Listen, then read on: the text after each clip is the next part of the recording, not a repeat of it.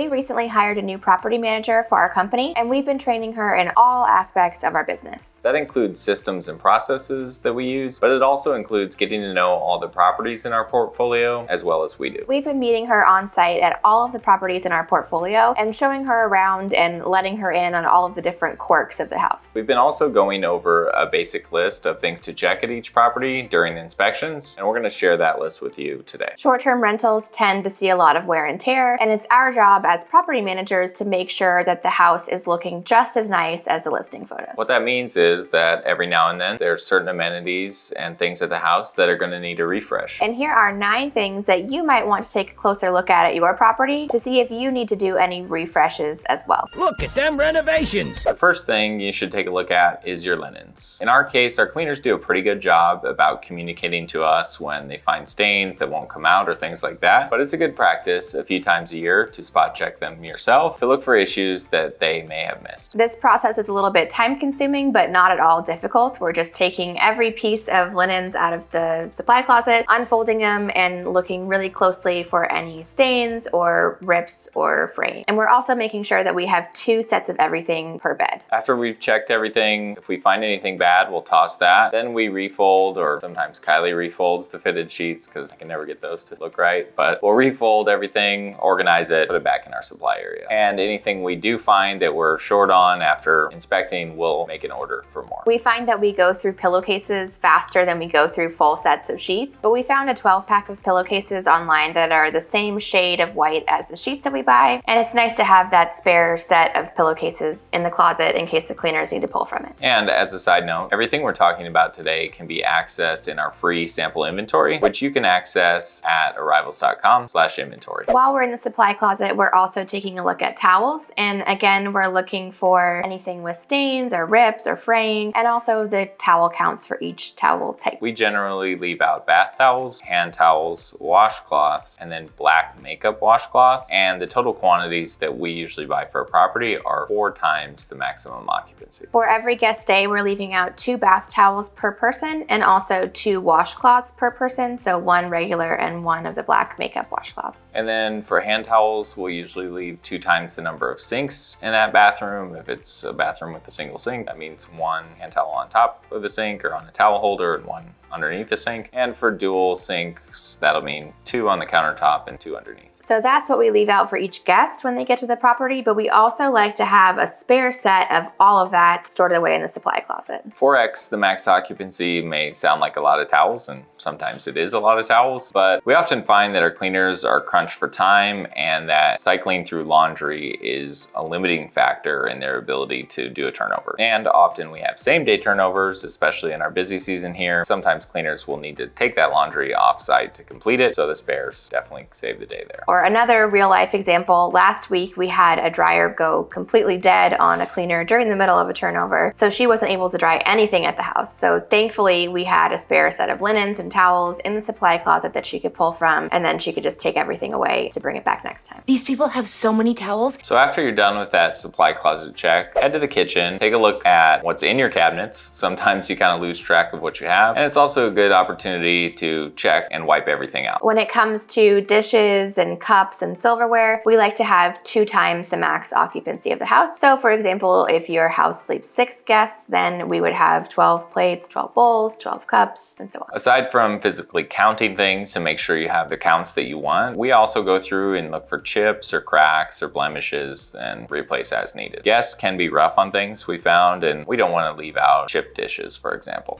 You see, this plate is chipped. You see?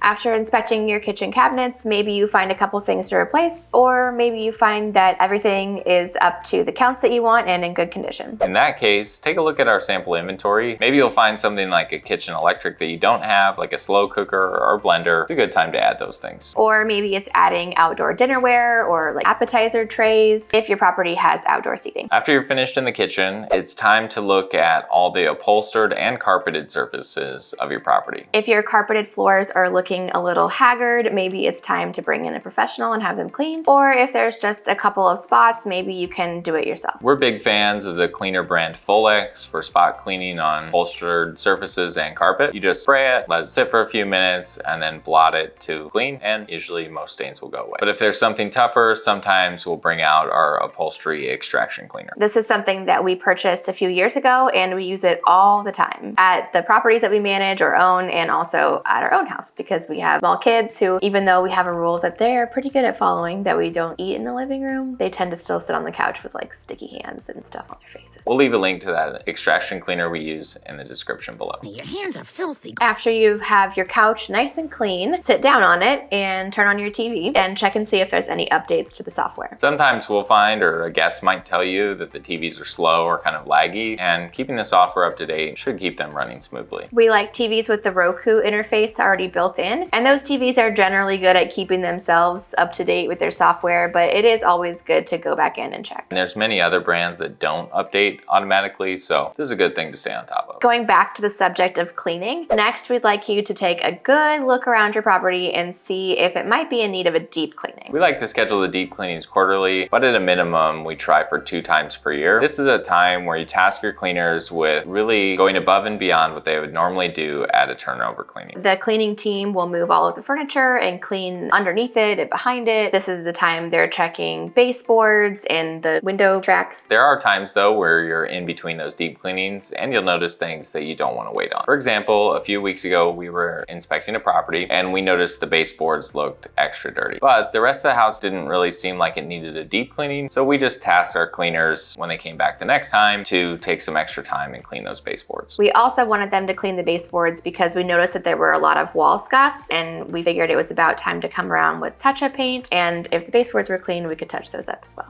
I started rubbing ammonia on the baseboard. Which that leads nicely into the next item on the list, which is cleaning up wall scuffs or scuffs on your baseboards. I don't know what it is about short-term rentals, but those walls take a beating. I think it's a combination of things. You know, guests are pushing around suitcases, and then they're just generally not as careful or friendly to your house as they would be their own place. Most of the time we can get the scuffs out with the magic eraser, but if that doesn't work, then we bring out the paint. Next, we want to take a look at all the bed pillows in the house. And this goes for both sleeping pillows and decorative pillows. Maybe it's just us, so let us know in the comments if you are experiencing this as well, but we see pillows getting swapped out pretty frequently. This is spread across more than 45 properties that we manage or own, so it's not like it's happening all the time, but it is fairly frequent that we'll visit a house and find pillows that weren't purchased by us. Typically, it's one of our nicer pillows, like a memory foam one, swapped out for a not as nice one. Hey, nice pillow.